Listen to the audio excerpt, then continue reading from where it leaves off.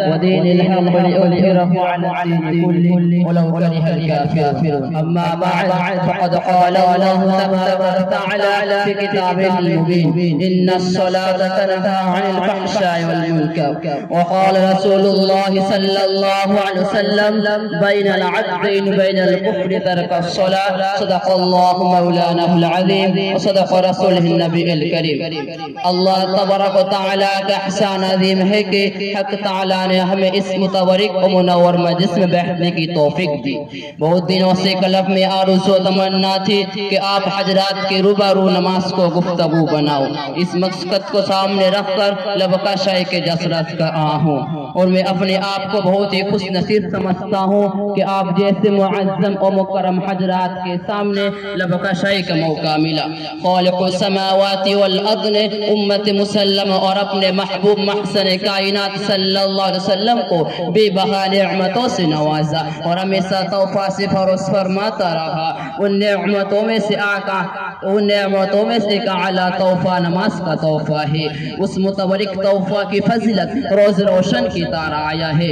اللہ تعالیٰ نے حج کو فرض پر نازل فرمایا, زکوٰۃ کو فرض پر نازل فرمایا, روزہ کو فرض پر نازل فرمایا, تمام احکام کو فرض پر نازل فرمایا. لیکن جب نماز کی باری آئی تو رب کائنات نے اپنے محبوب محسن انسانیت صلی اللہ علیہ وسلم کو فرمایا کہ ہم آپ کو تحفہ دینے والے ہیں. یہ تحفہ اعلیٰ ہے, یہ تحفہ رفع ہے اور اعلیٰ شے کو اعلی جگہ عطا کیا جاتا ہے. لہذا نماز کو عرش الہی پر عطا کیا گیا. برادران اسلام, توحید اور ایمان کے بعد انبیاء علیہ السلام نے نماز کی تلقین کی, نماز کی ذکر کی. قرآن میں جگہ جگہ پر اقم الصلاۃ کا ذکر کیا گیا, کہیں پہ لفظ ذکر کیا گیا یا ایھا الذین آمنوا استعینوا بالصبر والصلاۃ, اے مومنو صبر نماز کے ذریعہ سے مدد طلب کرو. جب صحابہ رضی اللہ عنہم اجمعین کو حضور صلی اللہ علیہ وسلم نے معراج کا تحفہ ذکر کیا اور نماز کی بشارت دی تو تمام صحابہ کرام جھوم اٹھے, سبحان اللہ, اب تو ہمیں نمازوں کے ذریعہ ہماری مشکل آسان کر دیں گے. اب تو ہمیں خدا سے مانگنے کا واسطہ اور وسیلہ مل گیا. 5 وقت کی نماز ادا کرے اور 500 نماز کا ثواب ملے. نماز جنت حاصل کرنے کا واسطہ ہے, نماز جنت حاصل کرنے کا واسطہ ہے, نماز روضہ الہی حاصل کرنے کا واسطہ ہے.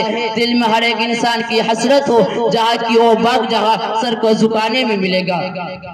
عزیزان گرامی, کوئی متقی نماز کے بغیر متقی ہو نہیں سکتا, کوئی ولی نماز کے بغیر ولی ہو نہیں سکتا. حضور صلی اللہ علیہ وسلم نے نماز ادا کی, تابعین نے نماز کی دعوت کی, تبع تابعین نے نماز کی پابندی کی, اہم مجتہدین نے بھی نماز کو پکڑے رکھا. لیکن کیوں نہ ہو نمازی سے فیصلہ, لیکن کیوں نہ ہو کوئی امام نماز کے بغیر امام ہو نہیں سکتا, کوئی ولی نماز کے بغیر ولی ہو نہیں سکتا. آپ بتا ہی نہیں سکتے, اس لیے کہ نماز ایسے ایک تحفہ ہے جسے شیطان کا مقابلہ ہوتا ہے. نمازی سے فیصلہ ہوتا ہے کون متقی, کون شفیع, کون انسان, کون شیطان. نمازی سے فیصلہ ہوتا ہے. میں بغیر حوالے کی بات نہیں کہتا. مشکوٰۃ شریف پڑھتے کو حضرت جابر روایت فرماتے ہیں کہ حضور صلی اللہ علیہ وسلم نے ذکر کیا بین العبد والکفر ترک الصلاۃ, جس نے جان بوجھ کر نماز کو ترک کیا گویا اس نے کفر کیا. ان حدیث کی روشنی میں نماز کی اہمیت اعظم الشمس ہوتی ہے. اگر نماز درست ہو تو حج بھی قبول ہوگی, زکوٰۃ بھی قبول ہوگی, روزہ بھی قبول ہوگا. اگر نماز درست نہ ہو تو سختی کے ساتھ امتحان ہوگا.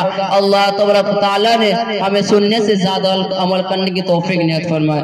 آمین. وعلینا الا البلاغ.